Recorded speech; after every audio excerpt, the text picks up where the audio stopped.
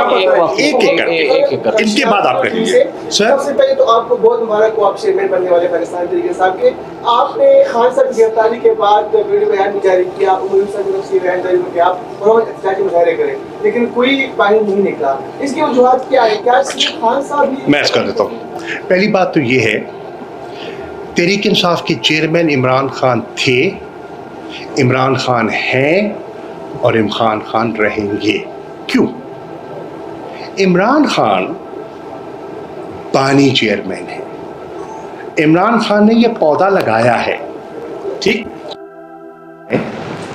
नवाज शरीफ साहब तो अब पार्टी के सरबराह नहीं है ना, ऑन पेपर तो पार्टी के सदर शहबाज शरीफ साहब हैं। तो फिर मैं आपसे सवाल ये करता हूँ, शहबाज शरीफ साहब को केयर टेकर प्राइम मिनिस्टर के 3 नामों की मंजूरी लंदन से क्यों लेनी पड़ती है?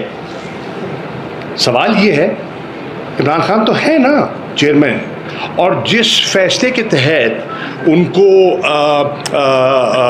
डिस्क्वालीफाई किया गया है उसमें बेपनाह कानूनी सुकम है, और ये हमारे एक्सपर्ट्स बैठे हैं और हमारे दीगर एक्सपर्ट्स जो हैं वो समझते हैं इतने उसमें लीगल लूप होल्स हैं कि इंशाल्लाह वो सेट असाइड भी हो सकता है और वो सस्पेंड भी हो सकता है।